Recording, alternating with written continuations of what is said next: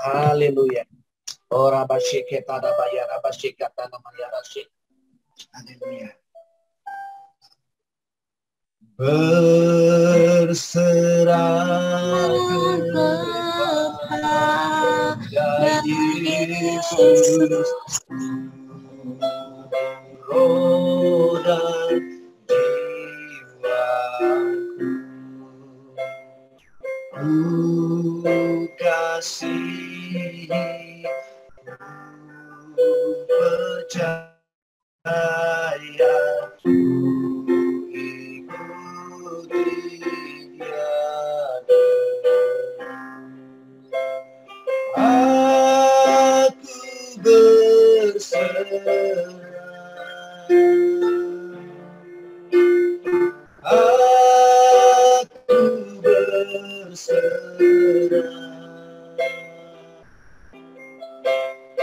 pada Yesus Juru Selamat. Aku berserah, aku berserah, aku berserah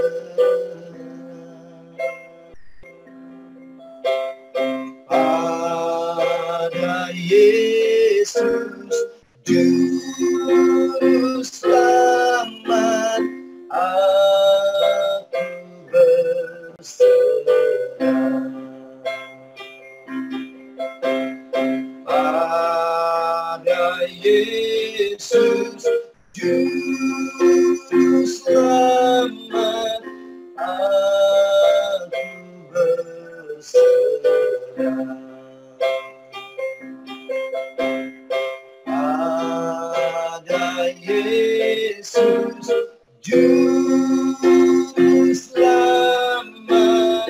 Aku berserah. Bapa, dalam nama Tuhan kami Yesus Kristus, kami serahkan roh, jiwa, dan tubuh kami ke dalam pemeliharaan tangan-Mu ya Bapa. Hari-hari yang semakin jahat ini Tuhan, tidak ada tempat yang aman bagi kami Tuhan. Hanya di dalam Engkau Tuhan, ada keamanan itu Tuhan. Kalau sebentar Tuhan, hamba-Mu, Bapak Pendeta Edi Tan akan membagikan kebenaran firman-Mu, biarlah kiranya Tuhan Engkau mengurapi dia Tuhan. Urapan-Mu ada atasnya Tuhan, dan setiap kebenaran firman-Mu yang keluar dari mulutnya tidak akan kembali dengan sia-sia. Dan firman-Mu akan bekerja sesuai dengan kuasa Roh Kudus yang juga akan menggenapi kebenaran firman. Di dalam nama Tuhan Yesus Kristus kami berdoa dan siap mendengarkan firman-Mu. Haleluya. Amin. Amin. Silakan Pak Edi. Amin. Terima kasih. Terima kasih Pak David untuk waktunya. Terima kasih. Ini kalau nanti ada terputus, saya minta maaf ya Pak. Saya rasa kayaknya jaringan internetnya dari tadi kurang respon ya Pak ya.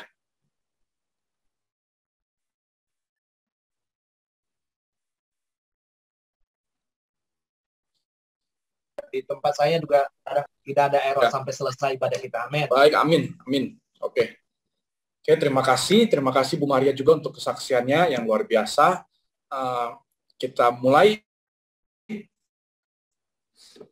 firman Tuhan. Hari ini kita akan baca dari Matius 25 ayat 1 sampai 13. Kalau saya bisa minta tolong Bu Maria bacakan, karena Bu Maria suaranya jelas ya Bu. Matius berapa? Matius 25 ayat 1 sampai 13. Baik. Izin. Gadis-gadis yang bijaksana dan gadis-gadis yang bodoh. Pada waktu itu hal kerajaan surga seumpama 10 gadis yang mengambil pelitanya dan pergi menyongsong mempelai laki-laki. 5 diantaranya bodoh dan 5 bijaksana.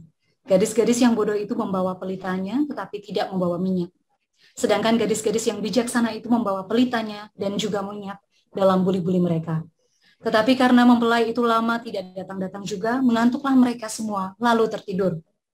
Waktu tengah malam terdengarlah suara orang berseru, mempelai datang, songsonglah dia. Gadis-gadis itu pun bangun semuanya lalu membereskan pelita mereka. Gadis-gadis yang bodoh berkata kepada gadis-gadis yang bijaksana, "Berikanlah kami sedikit dari minyakmu itu, sebab pelita kami hampir padam."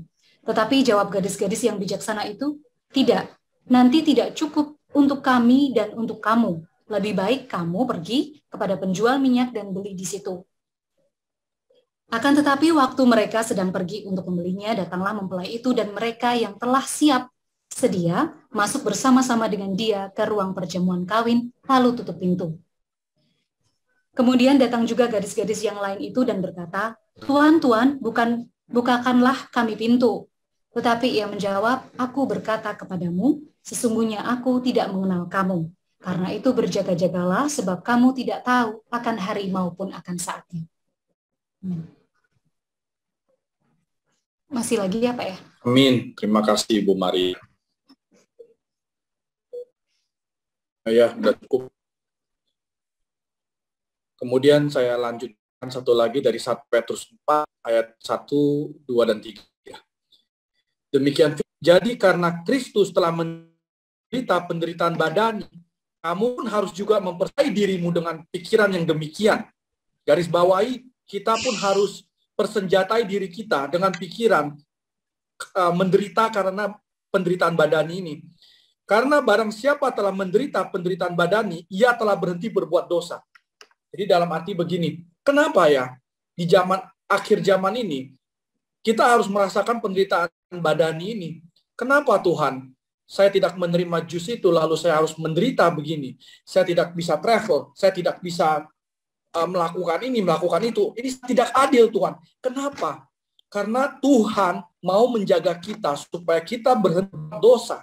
Begitu. Karena ketika badani kita ini menderita, ketika kita sedang berpuasa, ketika kita sedang fokus kepada Tuhan, maka kita akan jauh dari dosa. Karena Tuhan mau kita itu murni.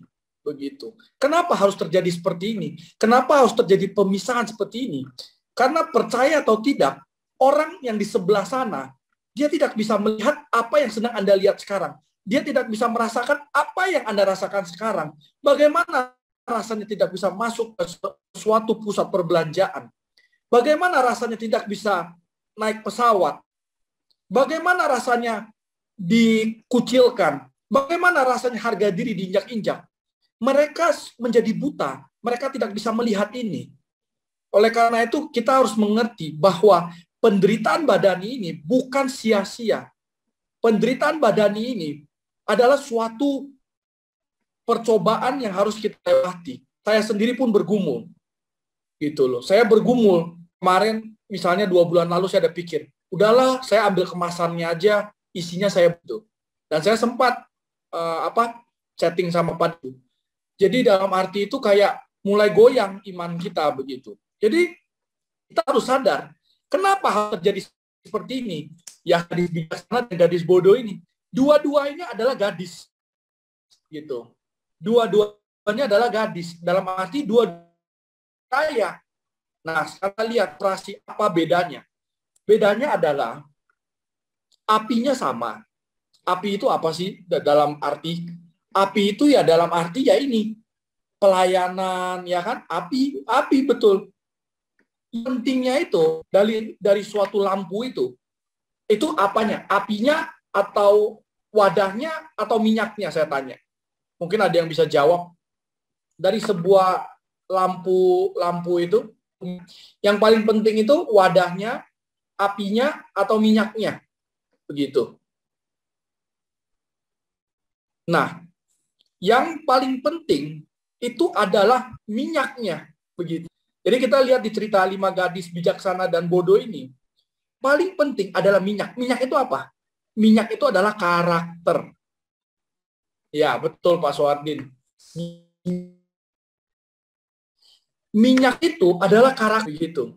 Jadi itulah ada singa Yehuda ini bukan kebetulan. Kenapa? Karena karakternya benar-benar sangat keras. Saya lihat seperti singa begitu. Karakter ini sangat diperlukan. Gitu. Seperti Pak Dharma Pongrekun, Pak David. Kita bisa lihat bagaimana mereka itu tak tergoyangkan begitu. Mereka itu tak tergoyangkan karena Tuhan Yesus menyertai kita. Dia mengurapi pemimpin kita. supaya kita itu bisa berjalan dalam kebenaran. Nah, minyak ini, karakter ini, seringkali, kenapa Tuhan mau proses kita dalam hidup?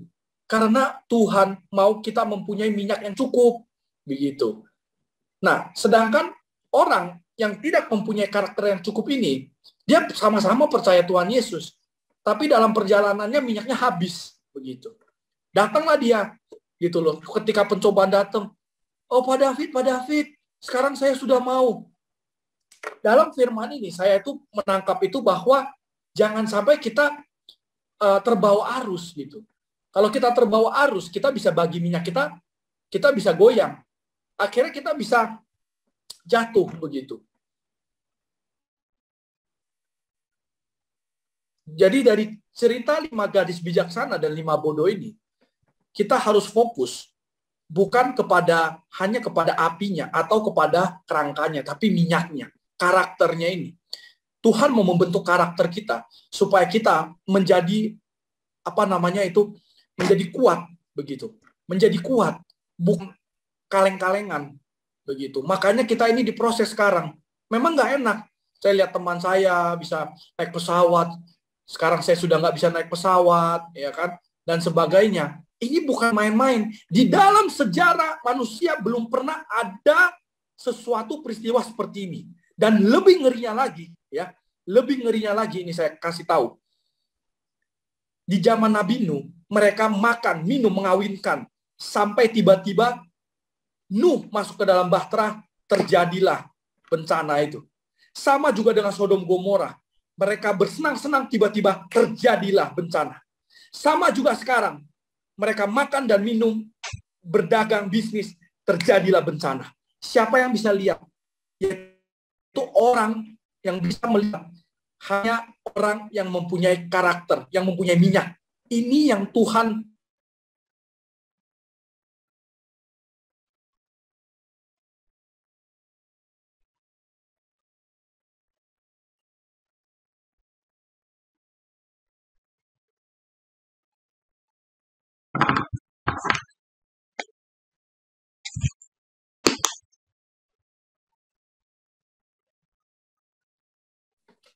Shalom, lihat, Anda harus mengerti bahwa kedatangan Tuhan Yesus Kristus itu akan tiba-tiba. Banyak yang akan nggak sadar, apalagi yang melenteng. Jadi jangan kita mempermainkan Tuhan. Jangan kita merasa apa-apalah, pasti Tuhan ampuni.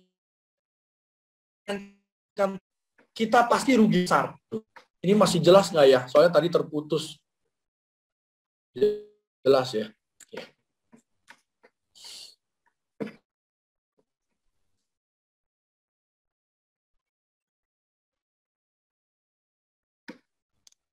Jadi bagaimana cara supaya kita bisa menjaga minyak ini? Harus mendekatkan diri kepada Tuhan. Jadi di dunia spiritual itu berbeda dengan di dunia jasmani. Di dunia ini kalau kita lapar, kita makan, kita menjadi kenyang, selesai. Semakin kita makan, semakin kita lapar. Semakin kita makan, semakin kita nggak makan, semakin kita kenyang. Semakin kita nggak berdoa, kita malas berdoa. Tapi semakin kita mau berdoa, semakin lapar kita untuk berdoa, semakin lapar kita mencari Tuhan. Begitu. Jadi hati-hati, jangan sampai kita kenyang. Kalau kita sudah kenyang rohani, ya, itu akan sangat sulit untuk lapar lagi. Itu akan sangat sulit. Karena semakin kita kenyang, semakin kita kering, itu sangat berbahaya manusia roh kita bisa mati. Api kita itu bisa padam. Maka itu Tuhan mau kita berjaga-jaga. Tuhan mau kita berjaga-jaga senantiasa berdoa, memuji Tuhan, menyembah Tuhan. Kalau kita lakukan itu terus-menerus, kita akan semakin lapar. Tapi kalau kita udah nggak melakukan, akan sulit. Mau doa, nanti aja lah. Mau muji Tuhan, nanti aja lah. Pelan-pelan hati kita makin keras. Akhirnya kita keluar dari jalur Tuhan. Begitu. Jadi, bersukacitalah. Karena penderitaan badani ini semua, kita harus mencontohi Tuhan Yesus. Tuhan Yesus datang ke dunia ini, dia menderita secara badani. Dan di Alkitab tulis, kita harus mencontohi itu. Dan inilah upah kita. Nanti kita akan mendapatkan upah. Apa yang telah kita perjuangkan itu bukan sia-sia. Begitu. Jadi, kalau kita sudah melenceng, kita nggak akan bisa melihat lagi. Ya, contohnya kemarin ada satu tokoh teman kita yang katanya ditemukan itu persis kayak tadi Bu Maria kesaksian. Di dalamnya itu ada air got, ada rambut, ada paku, ya, gitu. Kenapa? Ya karena itu, karena dia melawan arus, gitu. Dia melawan arus, makanya itu kita harus berjaga-jaga. Kita harus berjaga-jaga senantiasa. Ini nggak akan mudah. Nggak ada yang bilang akan mudah. Nggak ada yang bilang akan mudah. Jadi bersyukur kalau hari ini Anda mempertahankan iman. Karena ingat, di zaman Nabi Nuh yang diselamatkan hanya 8 orang. Di zaman Sodom Gomora yang diselamatkan hanya 3 orang. Ya, dari Sodom dan Gomora itu.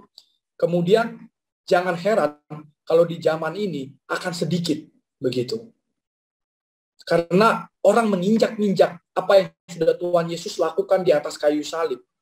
Begitu. Jadi yang semulanya itu harusnya kita fokus ke Tuhan Yesus. Kita salah fokus. Itulah pekerjaan iblis. Ketika iblis yang Anda percayai, menggunakan orang yang terlihatnya ganteng, cantik, dan sebagainya. Dia akan menggunakan tipu daya. Yang akhirnya tadinya pandangan kita ke Kristus, akhirnya kita melenceng ke orang, ke manusia. Begitu. Jadi dia sudah melakukan penipuan ini sudah sangat lama. Dia sudah mahir. Begitu. Jadi yang perlu diingat hari ini adalah, ingat, kedatangan Tuhan Yesus itu akan secara tiba-tiba. Dan banyak yang nggak akan bisa melihat.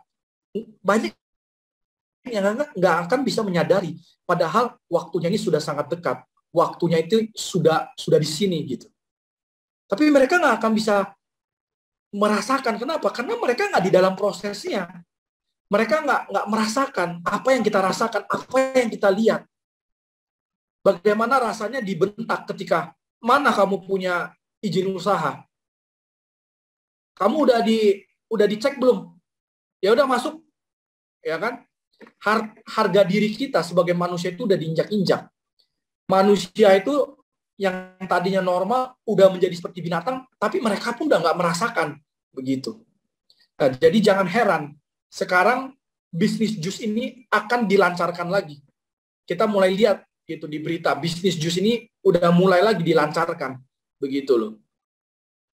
Katanya versi 4, versi 5. Tujuannya apa? Tujuannya kali ini akan lebih digencarkan. Ya, seperti yang kata Pak David juga. Jadi kita harus berjaga-jaga seperti gadis yang bijaksana. Yaitu kita fokus kepada minyak kita, fokus kepada hubungan kita kepada Kristus, begitu. Sedangkan yang bodoh itu akan fokus kepada hal-hal yang nggak penting. Misalnya, beresin bangku, bikin drama-drama, bikin apa dan sebagainya. Jadi distraction gitu loh. Dikira itu sedang melakukan apa, tapi dia minyaknya itu udah mau habis gitu.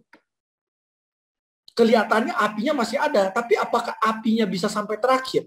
Apakah api kita bisa sampai akhir hidup kita? Itu yang dipertanyakan. Makanya kalau hari ini hidup Anda mengalami kesusahan, itu karena Tuhan cinta kepada Anda. Karena Tuhan mau proses Anda. Karena kesusahan itu membuahkan hasil, membuahkan ketekunan. Sedangkan kalau hari ini Tuhan nggak proses kita akan fokus kepada dunia. Kita akan mau memanjakan daging kita, menikmati hidup ini. Sehingga pelan-pelan kita terbawa arus, kita terhisap oleh dunia ini, dan selesai sudah keselamatan itu. Jadi, seperti kata Pak Marbun juga minggu lalu itu sangat bagus, Tuhan itu sebenarnya adil. Tuhan itu mau membebaskan kita yang hanya dalam 14 hari. Begitu. Tapi bisa jadi 40 tahun. Ini contohnya seperti apa? Contohnya seperti orang yang menyimpan kepahitan, kebencian, dendam. Ini dia. Jadi gini, kita menerima Tuhan Yesus itu seperti Musa membelah laut. Hanya dalam 1 hari, kita bisa ditobatkan. Kita bisa keluar dari perbudakan si iblis. Kita bisa dibebaskan. Tapi kemudian, dalam perjalanan itu, Anda pilih. Anda mau 14 hari atau 40 tahun. Kalau hati kita tetap keras, maka Tuhan akan proses kita. Dia akan hajar. Yang kukasih akan kutegur. Dia akan hajar kita. Kalau kita belum mengampuni, kalau kita masih menyimpan dendam kepada suami atau kepada istri, Tuhan hantam keluarga itu. Hantam terus. Sampai apa? Sampai hati kamu lunak. Kalau hati kamu nggak lunak, Tuhan sudah melakukan dengan segala cara. Jadi, biarlah hati kita itu menyimpan hal-hal yang baik. Yang tidak baik kita buang. Buat apa kita masuk ke 40 tahun kalau bisa 14 hari? Buat apa kalau dalam 14 hari kita bisa damai sejahtera? Kita bisa hidup dalam Tuhan. Buat apa 40 tahun? Buat apa kita bawa sampah itu di padang gurun? Gitu loh. Oh, dia selalu menyakiti aku. Saya nggak bisa mengampuni dia. Saya nggak bisa. Buat apa? Kita menyusahkan diri. Tapi kalau orang dunia bawa sampah itu, nggak ada yang peduli. Iblis malahan rekomendasi, bawalah sebanyak-banyaknya. Tapi kalau di dalam Kristus, Anda bawa sampah itu, Tuhan akan hajar Anda. Hidup Anda, berkat Anda akan tertutup. Karena Tuhan tutup. Karena Tuhan tidak peduli dengan jasmani kita. Tuhan peduli dengan jiwa kita. Tuhan peduli dengan pertobatan kita. Begitu. Kenapa hari ini Anda tidak bisa menerima, menjual, menerima jus? Karena Tuhan sudah proses Anda. Karena sebelum peristiwa ini terjadi, Tuhan izinkan penderitaan badani supaya kita itu sadar, supaya kita itu bangun dari tidur yang lelap ini. Bahkan saat ini juga, saat kita sedang bangun, kita bisa tertidur kalau kita nggak hati-hati. Begitu. Jadi kita harus selalu ingat, Tuhan kita adalah Tuhan yang baik. Oleh karena itu kita harus sangat-sangat takut dan gentar. Karena Tuhan kita itu baik. Karena dia adil. Dia menghakimi orang sesuai perbuatan. Dia tidak peduli, oh ini pendeta A, oh ini pendeta B, oh ini dia sudah melakukan ini. Dia tidak peduli. Dia akan menghakimi kita sesuai perbuatan. Makanya dia mengirimkan Tuhan Yesus, Yesus Kristus, mati di atas kayu salib. Supaya perbuatan kita itu dibikin seperti kita tidak pernah berdosa. Itu yang paling penting. Kita yang berdosa ini dibikin seperti tidak berdosa. Kita dikuduskan. Kita dikuduskan. Jadi kita ini sudah diberikan hadiah yang begitu besar. Hargai keselamatan itu. Dengan segala cara kita hargai keselamatan ini. Sebesar-besarnya kita hargai. Gitu. Karena mahal ini keselamatan. Gitu.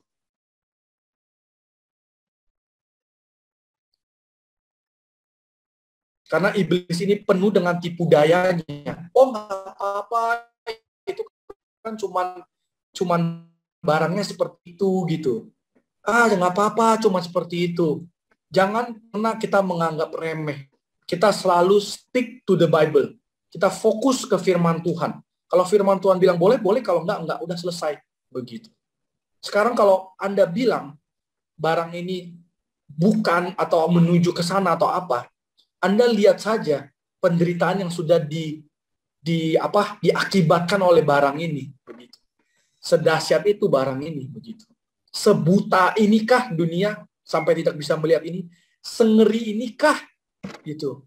Betapa mengerikan itu. Betapa mengerikan kita bisa melihat apa yang orang nggak bisa melihat.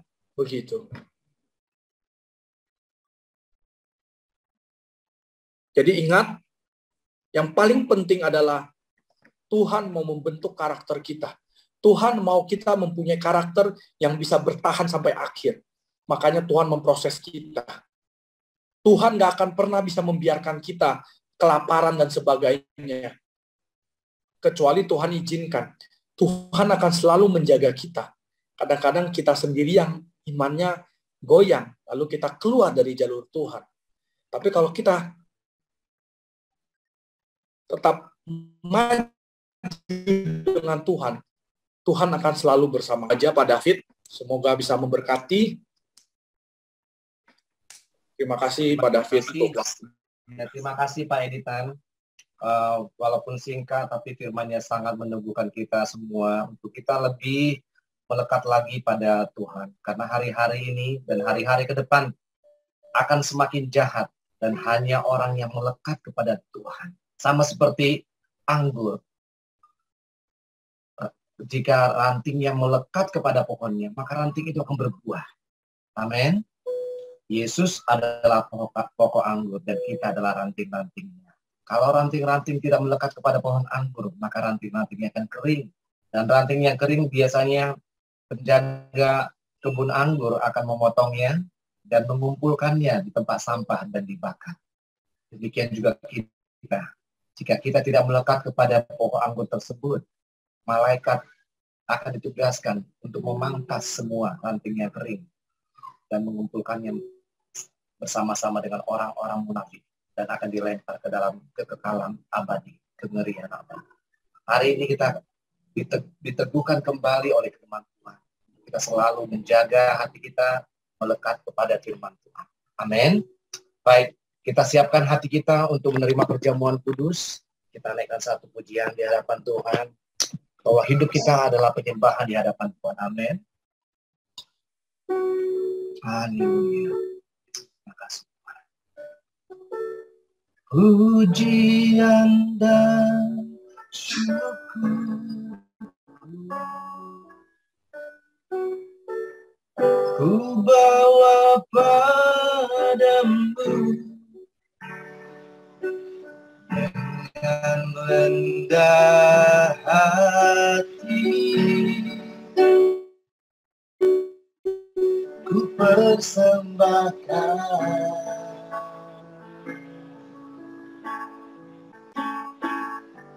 sadar bila ku ada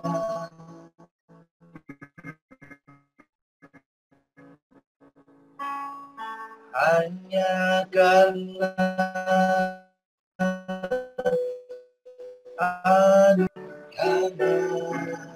kekuatan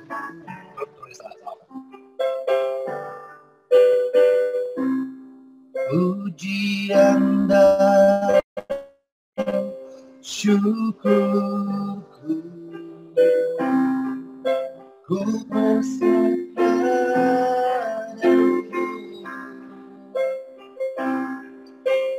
dengan segenap hati, ku persembahkan sadar bila ku ada hanya karena anugerah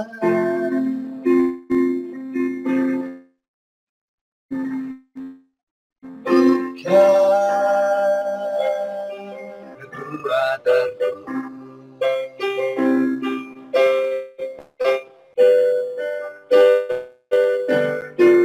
Ku tahu hidupku adalah penyembahan. Kau ciptakanku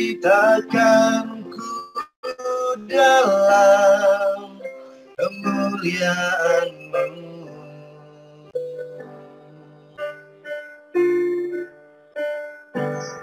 Ku tahu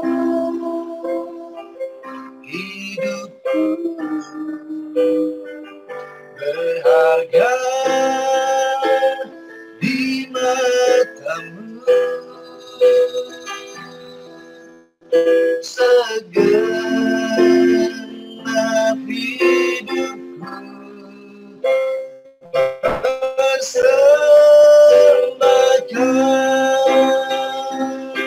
segenap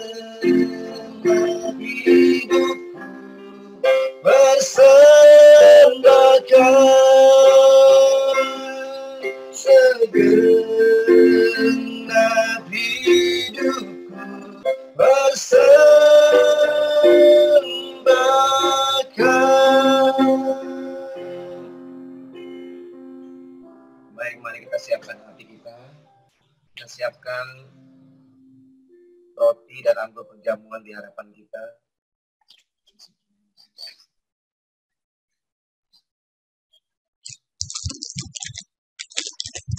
Iya.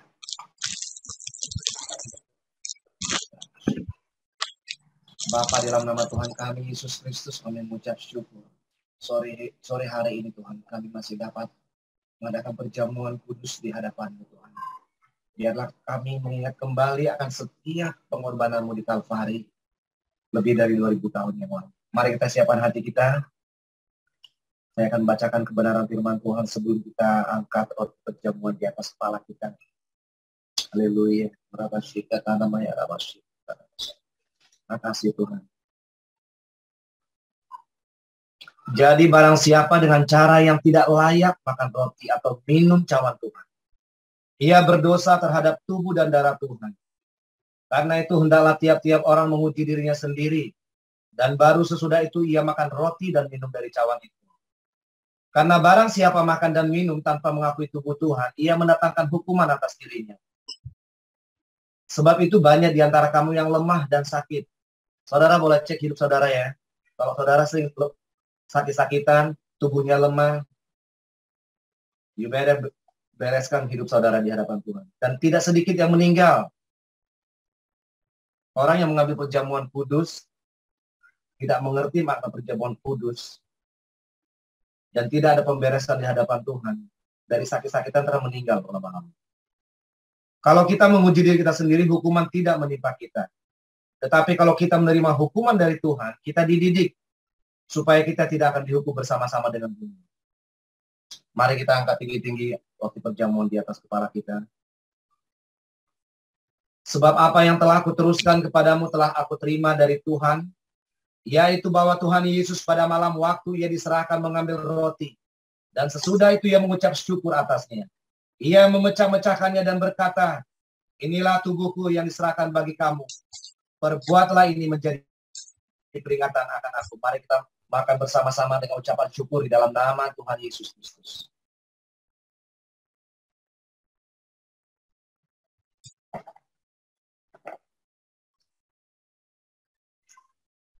Kita persiapkan anggur di hadapan Tuhan.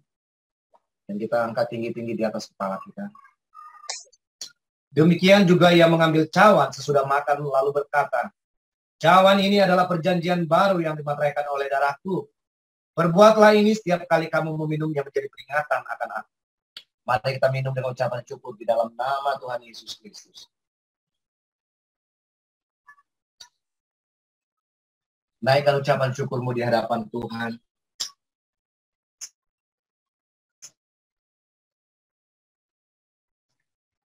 Sebab di Kalvari lebih dari 2000 tahun yang lalu. Haleluya.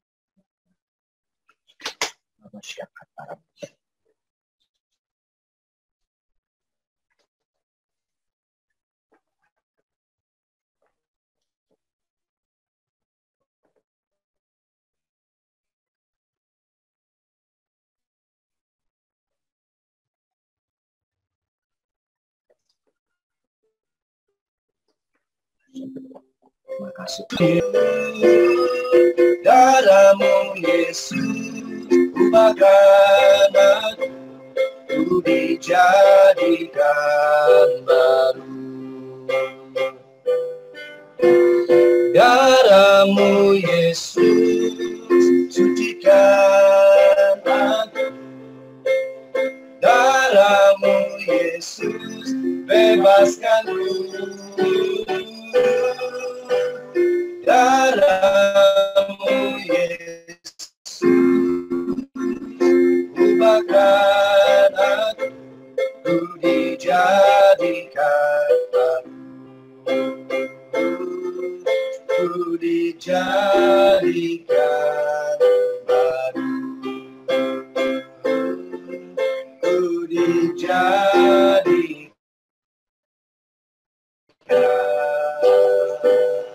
baru.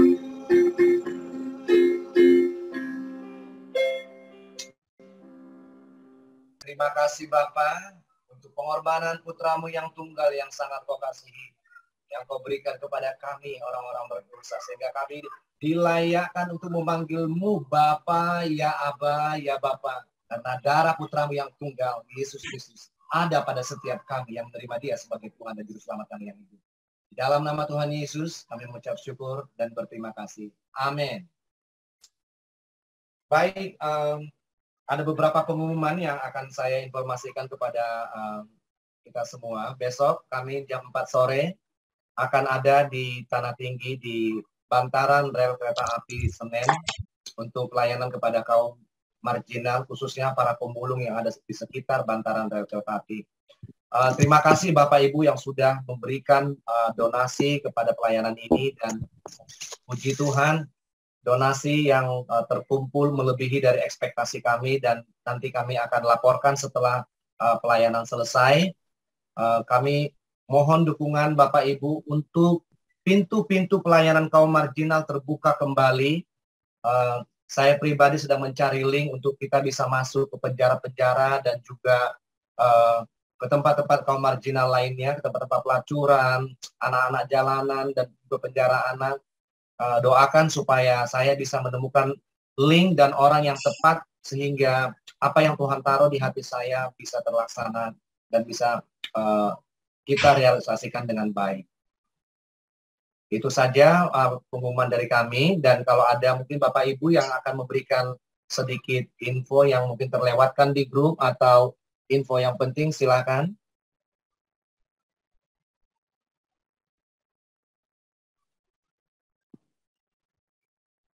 Baik, karena tidak ada yang akan memberikan info tambahan, kita akan tutup ibadah kita sore hari ini. Mari sama-sama kita angkat tangan kita tengadahkan tangan kita di hadapan Allah Bapa. Kita minta berkat dari Allah Bapa di dalam putranya yang tunggal, Yesus Kristus. Demikianlah Bapa ibadah kami sore hari ini. Dari awal, pertengahan, hingga akhirnya, Tuhan telah mengurapi, telah menyertai, bahkan kebenaran firman-Mu yang dibagikan Tuhan telah menjadi pedang bermata dua bagi setiap kami. Dan juga kesaksian yang sungguh menguatkan iman kami Tuhan, sehingga kami semakin menyadari bahwa hari-hari terakhir ini tidak ada tempat yang aman kecuali dalam Engkau, dan kami akan semakin melekat di dalam Engkau Tuhan Yesus. Mari saudara-saudara, terimalah berkat dari Allah Bapa di dalam persekutuan anaknya yang tunggal, Yesus Kristus, dan penghiburan Roh Kudus menyertai kita dari sekarang sampai selama-lamanya. Haleluya. Amin. Sampai jumpa di ibadah Sabtu depan. Tuhan Yesus memberkati. Shalom. Shalom. Shalom. Shalom. Shirley direkam kan?